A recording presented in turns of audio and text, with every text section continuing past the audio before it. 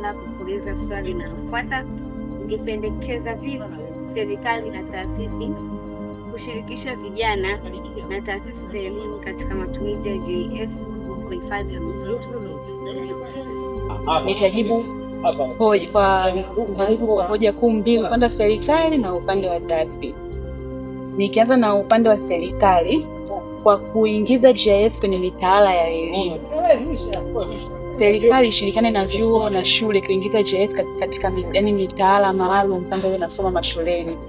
Kwa mfano tukifuatilia hii kozi ya GIS na Urban Sensing inatolewa chuo cha ardhi, UDSM, Maboli, Masters na tu basi.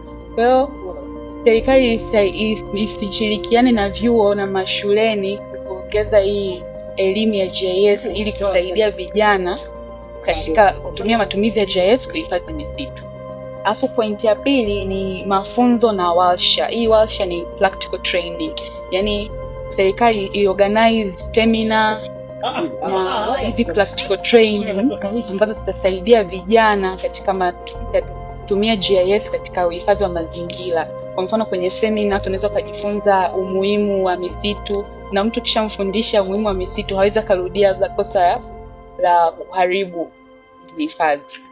Nikija kwenye upande wa taasisi, kwa mfano hizi non-governmental organization, tukienda kwa mfano katika Madina Climatic Organization, nyie vision yenu ni to cultivate a community that prioritizes environmental conservation and sustainability for future generation, ambayo ni kujenga jamii inayoweka mbele uhifadhi wa mazingira na uendelevu kwa vizazi vijavyo, ambapo vision yenu tayari inalenga vijana kulinda mazingira sasa kwa ajili ya urithi wa baadaye. Kwa hiyo tayari mnajenga uelewa katika jamii, environmental awareness. Kama leo tumekusanyika wote hapa kwenye hii Vikindu Forest Connect, kila mtu hapa leo lazima ameondoka na kitu kichwani nyumbani, kwamba nilipanda mti. Afu pia tulifundishwa kwanza pale asubuhi na afisa wa Vikindu kwamba amesema Vikindu inapungua kwa kasi sana, ndio maana tulipokuja hakuna miti, kuna nyasi nyingi, na ukiangalia kuna jamii watu washaanza kujenga ni habari.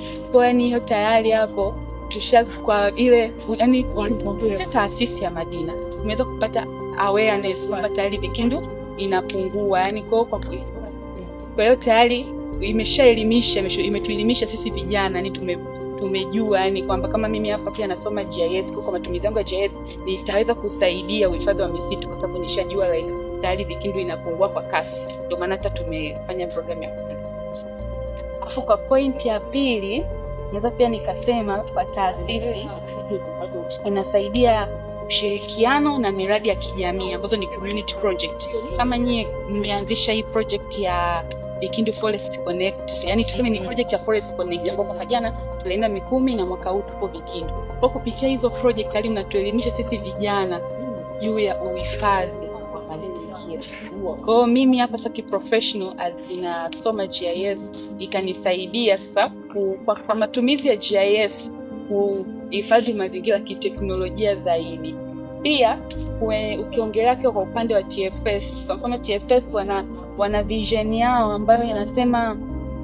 ambayo inasema kulinda misitu kwa kizazi cha sasa na kijacho. Kwa na yenyewe kupitia hizi community project hatuwezi tukafikia TFS direct, lakini kupitia organization kama hii Madina tunapata chance mnapotusaidia sisi, na mnakuwa kwa kupitia nyie mmeisaidia hii Tanzania Forest Services ya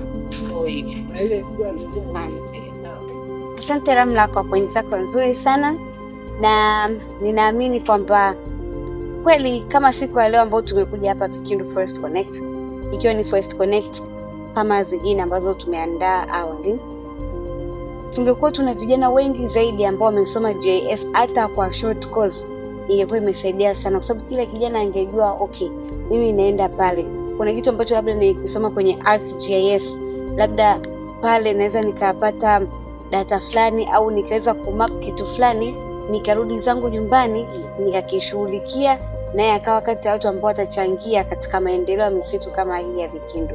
Kwa hiyo naamini kwamba elimu ya misitu sio mpaka mtu lazima akae darasani aweze kufundishwa na lecturer ama expert kabisa, lakini hata pale ambapo watu wakipata nafasi kuweza kushiriki katika short course ama training, itakuwa ni vizuri sana, ili kuhakikisha kwamba tunajenga jamii ya watu ambao wana utambuzi mzuri wa uhifadhi.